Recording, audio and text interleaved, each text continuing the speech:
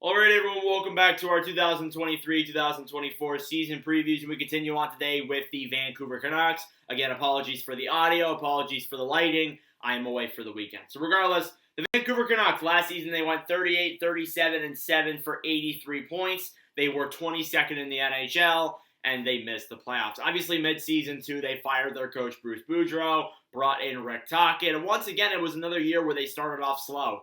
It's been a pretty consistent thing for them to do that, and it happened again this past year, and it's really what is affecting them, and I'll bring this up later on.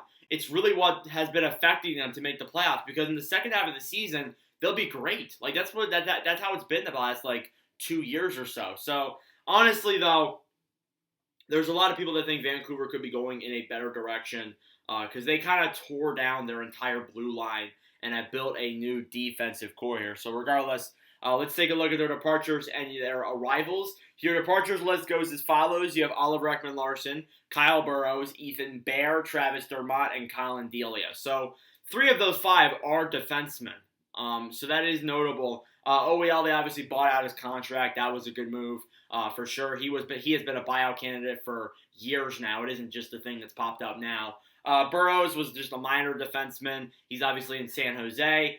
Ethan Bear, they let him go because he was hurt the majority of the year, so they might as well just let him walk. Dermott as well, a bottom 6 forward, is gone, and then Delia was a third-string goalie, and he is obviously no longer with the team. Your arrivals list is as follows, and it's a short list as well. You got Teddy Blueger, Ian Cole, Carson Soucy, and Matt Irwin. So obviously, 3 of those 4 are defensemen.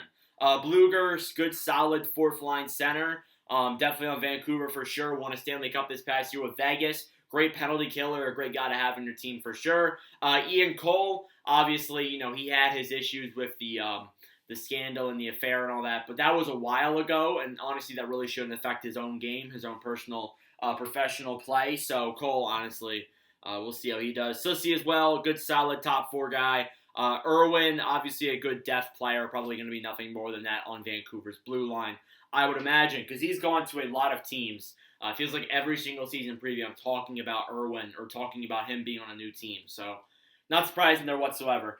Your projected lineup here is via the Hockey News, and it goes as follows. Your top 6 is Andrei Kuzmenko, Elias Pettersson, and Brock Besser. Second line is Anthony Beauvillier, JT Miller, and Connor Garland. So obviously a solid top 6 there regardless. Kuzmenko had a very good year last season. Great signing there. Pettersson had a career year. Besser had he had an okay year. There were points at the beginning of the season where he was terrible, and he's been in trade rumors for forever. So honestly, I've given up on the fact that he's going to get traded. He's probably never going to get moved, and I'll talk about him every single trade deadline, and he just won't get traded. So I've given up on that. Second line, Beauvillier. Hopefully he can do well in a full year with Vancouver. Miller had his issues, but I feel like he played better under Tocchet than he did Boudreau. I feel like Tocchet handled it much better. Of course, I still think they should have traded him, though. And then Garland there, too. He's had his struggles for sure, but hopefully he can be solid.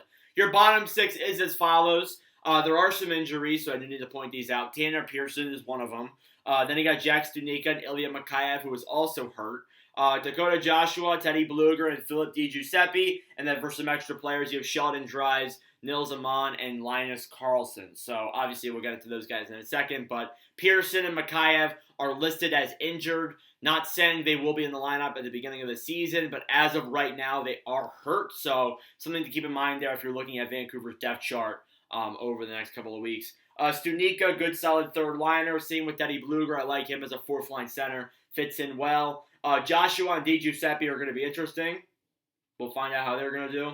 And then guys like Dries, Amon, and obviously Karlsson there too, have all had decent shots. And Linus Karlsson too, we talked about in our prospect pool review for Vancouver. I'm hoping that he can do some good in the NHL because he did well with Abbotsford last year. Not saying he'll come to the NHL out of the gate and be really good, but slowly bring him into the fold. Have him play a few games this coming season. Just, you don't want to rush it. You really don't want to rush it. So, yeah, that's their forward core. Not too bad.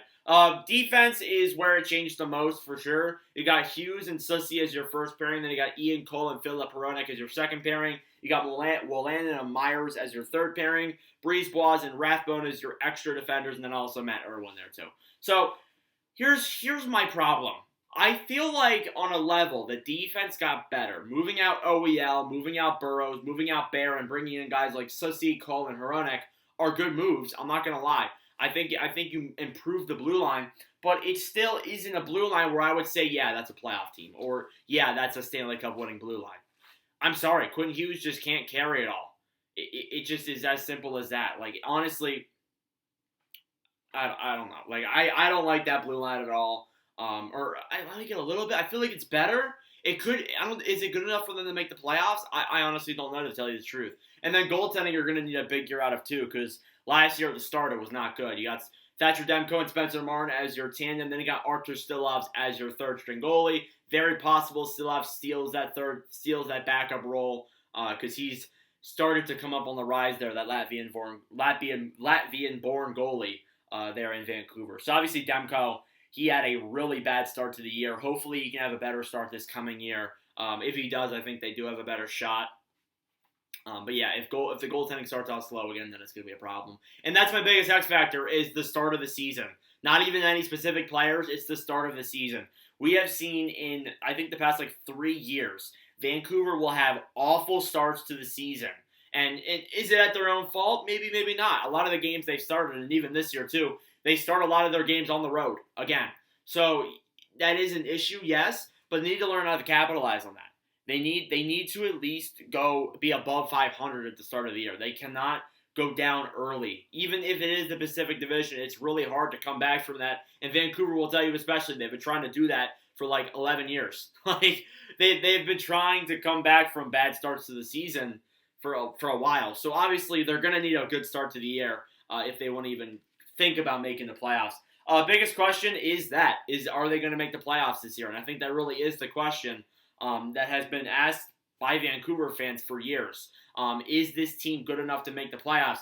I would say probably yeah. I mean, but I said that so many years before, and so many people hop on the Vancouver bandwagon. Well, not really the bandwagon. So many people hop on the Vancouver playoff wagon at the start of the season, and then they fall off. That is what has happened the past 3 years. Honestly, that really is what's happened. The forward core is great. I love the forward core. The defense is iffy still, and then the goaltending was not very good at the start of last year. Was it their fault? Maybe, maybe not. But honestly, we're going to need to see big pushes out of a lot of those guys if we can say, yeah, that's a playoff team. So anyways, your point projections here via the Hockey News' fantasy guide go as follows. You have Elias Pettersson in first with 100. You got JT Miller in second with 88. Quinn Hughes in third with 82. Kuzmenko in fourth with 72. And then a massive drop to Brock Besser at 52. So decent rankings there, not too bad. Your sleeper or your bust is Filip Hronek, believe it or not.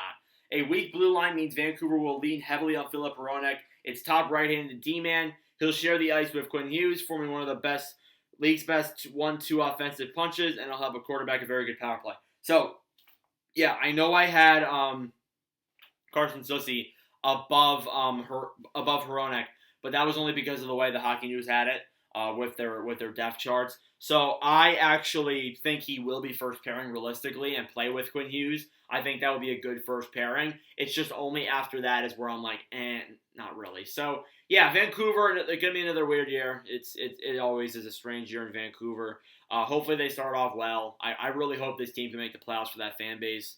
I just don't know if this year is really the year, but of course we shall find out. Anyways, let me know your thoughts down below. Thank you all for watching. If you enjoyed, make sure to leave a like, hit that subscribe button down below. I really appreciate it. And anyways, I believe tomorrow is the Avalanche? I'm not entirely too sure. I'll have to look at the schedule. But anyways, thank you all for watching, and I'll see you guys in the next video. Adios.